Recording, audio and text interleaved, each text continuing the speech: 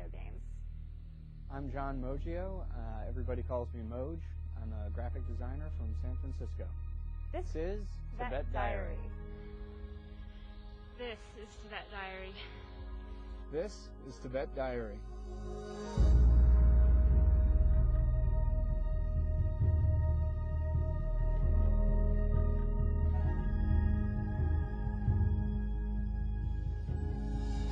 I've never been to Tibet, and the reason I want to go is in part just because I've been working in America from 9 to 6 on weekdays for the last 6 years, and I've just felt a little bit claustrophobic. I just got my first mortgage, and it was the most overwhelming sort of claustrophobic feeling I had ever had. So there's a little bit of just natural wanderlust, and then Tibet seemed like about as far as I could possibly go. I've never been to Tibet. I've seen a handful of pictures, and I've heard tale of it. It's got sort of a mystique, I guess, that's very attractive. I'm going to try and get all this into this. It's so not going to happen. I have a lot of trouble envisioning what the trip is going to be. I don't really know enough about where I'm going and what I'm going to see to really get an idea. I can't picture it in my head. I can't imagine it.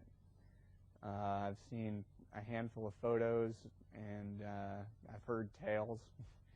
I've got a friend who's been to Tibet a couple of times, and whenever he talks about it, he gets this just sort of dreamy, faraway, happy look in his face. So just based on that, I'm pretty sure I'm in for a really special experience. Take 1 tablet by mouth twice daily. Begin 24 hours before high altitude travel. Continue until 24 hours after max altitude reached.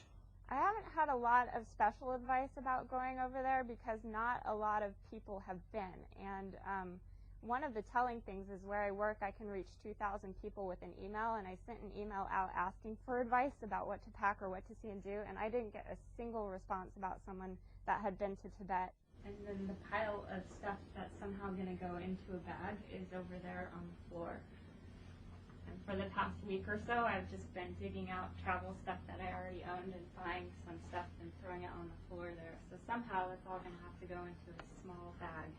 A lot of what I know about Tibet is based on the sort of Free Tibet campaign and then movies. And I don't know how realistic those are in portraying the day-to-day life of Tibetans. This is a sleep sack, and it's a lightweight sleep thing to help keep like bed bugs and lice at bay, even though it doesn't really work.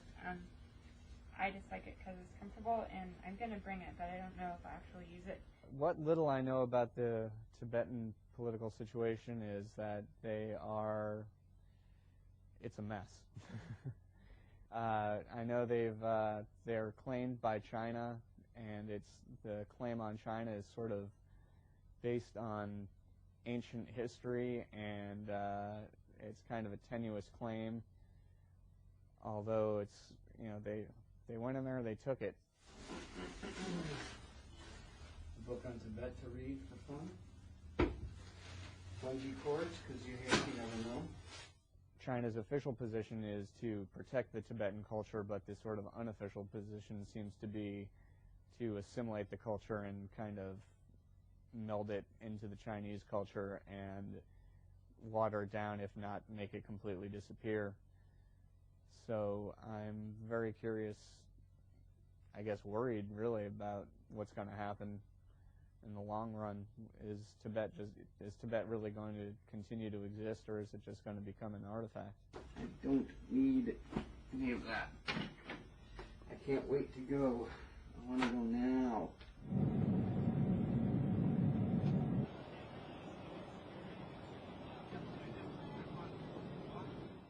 I don't know a whole lot about the political situation in Tibet, other than that they would like to be an autonomous region and regain their independence. I know that there's been a lot of struggle there, a lot of genocide, and a lot of things we probably haven't heard over here in the West. And I just don't know if that's something that they would ever be able to achieve. And I'm not sure how my going to Tibet affects the political side of things there. I worry that it might be supporting the Chinese government and making Tibet into more of a Disneyland tourist region.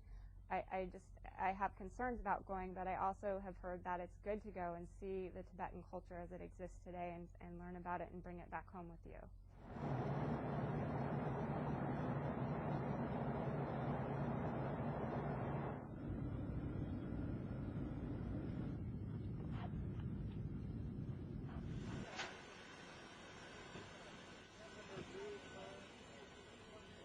I think the best part of the trip is going to be the trip. I'm going to Tibet. You know, what's not going to be great about it? We're in Tibet. This is, I think, one of the most spectacular airports I've ever seen.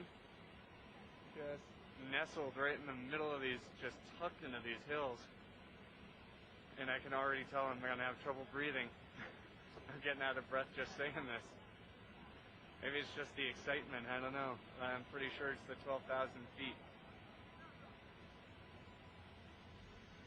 I can't tell if I'm dizzy with excitement or lack of oxygen, but this is the most astounding scenery I've ever seen at an airport, and it is by far exceeding my expectations. So I'm glad we're in Tibet finally, and I can't wait to get acclimated and start hiking around and seeing more of it. Thank you very much.